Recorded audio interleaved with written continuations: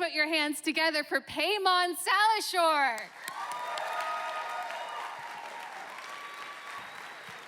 I'm sitting at the patio at Momo's on 10th downtown, and I'm having a drink.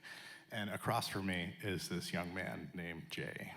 And this is the first time Jay and I are meeting in person. We met online. And we have been talking for a little bit, and this meeting is a precursor to a BDSM scene that we have negotiated to do at my house later.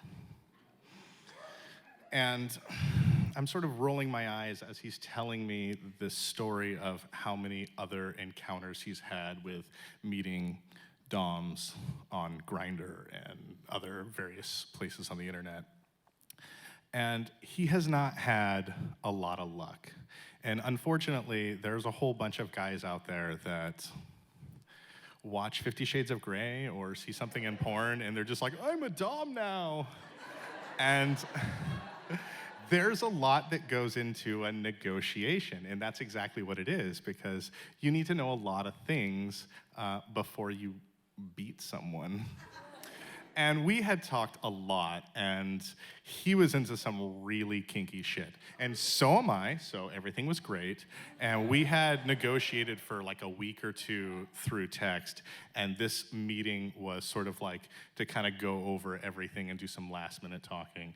And I realized he's never really had like a true negotiation in a true scene. A scene is like a designated play session.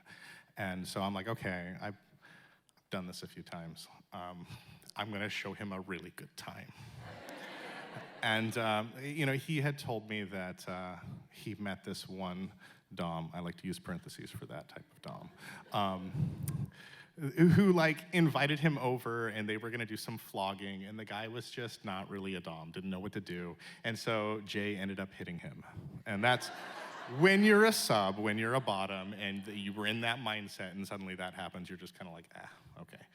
And so I was like, okay, yeah, there's just so many people that like wanna do the thing and they just end up really out of their element real fast. And I'm like, okay, this is fine. You're with me now. So after about an hour of talking and negotiating and clarifying things, I say, let's go back to my house. And on the way back to my house, we're still talking and negotiating.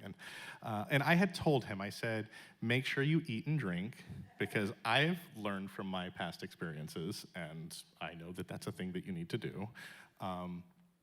And you know, tell me any medical problems that you have and whatnot. And we get back to my house, and my front room is like a makeshift dungeon. I've got like LED mood lighting, and I've got like a mantle over my fireplace with like all my toys, my whips and my floggers and my paddles. And in the corner, I have a freestanding punching bag stand. I don't know if anybody knows what that looks like, but it's basically a large metal tripod that you hang a heavy bag from. And I just remove the heavy bag and put some cuffs there. So you're just kind of cuffed up like this.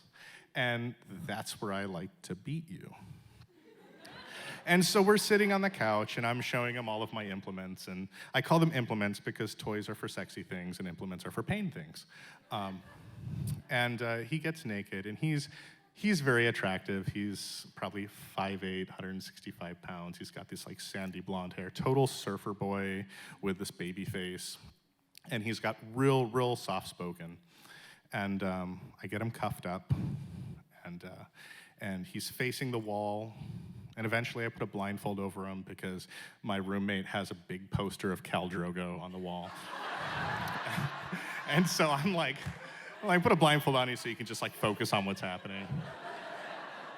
And before we really start, I go over safe words one more time with him. And in the BDSM community, it's really common to have a stoplight system. And so that's basically, yellow means pause, check in with me, something needs to change so things don't go horribly wrong. And red means we need to stop right now and move into aftercare. And green is just check in, are you green? Yes, I'm green, let's go. And I tell him, you haven't done this a lot, so it's okay to want to find your personal limits and push your body, but do it safely and yellow when you need to yellow, right? Don't lock your knees, you'll fall over. And in the BDSM community, I go by Odin. So I have my subs call me Mr. Odin. So the whole time he's like, yes, Mr. Odin. Okay, Mr. Odin. Sure, Mr. Odin. And we're playing, and we get to playing, and we have this great dialogue back and forth. He's really attentive. We're going at it. And I'm steadily increasing the intensity of how I'm hitting and where I'm hitting. And we have these little breaks. We're doing a little bit of sexy stuff. And finally, we get to a point where about a half hour in, and I'm actually surprised at how much pain he can take, and he's a total pain slut.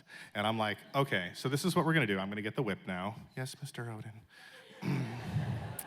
And you're gonna take 20 lashes with the whip. Yes, Mr. Odin. And you're gonna say, 1, I'm a pain slut. 2, I'm a pain slut. 3, I'm a pain slut. Yes, Mr. Odin.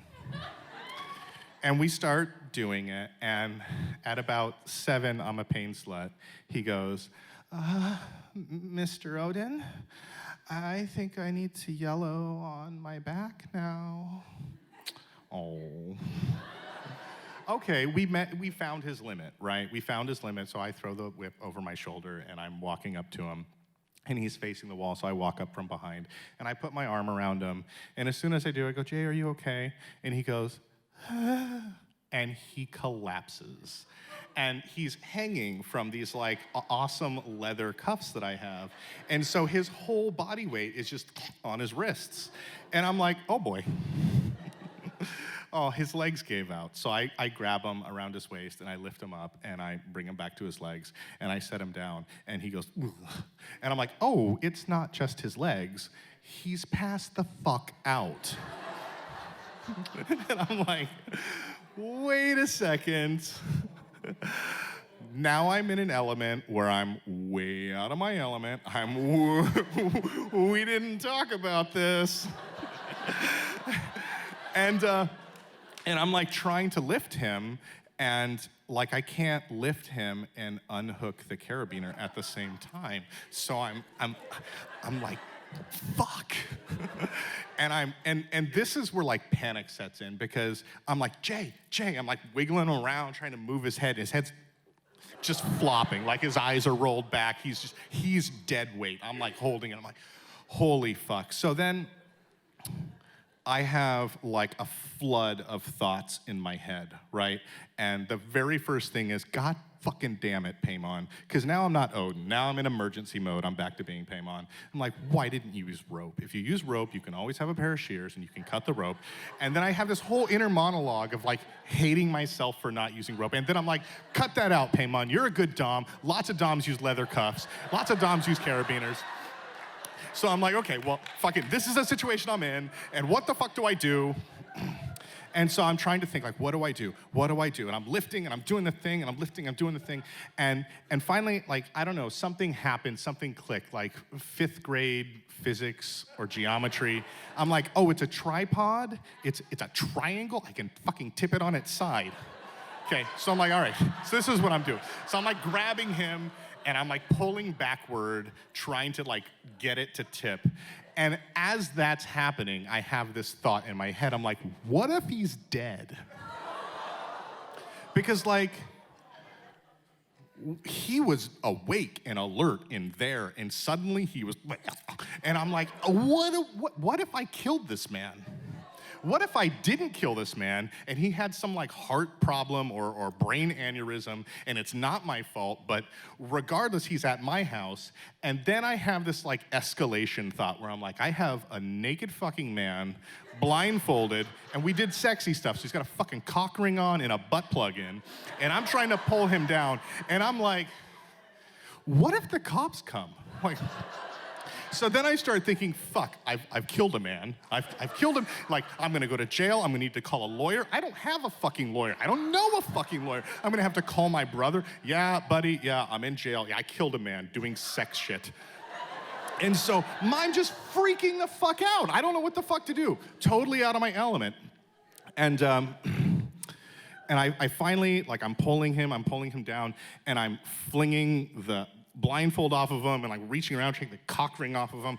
Like, When I was 16, if you told me that at some point I would be taking a cock ring off of a unconscious man in my living room, I would have punched you in the face, but here I am tossing a cock ring across my room.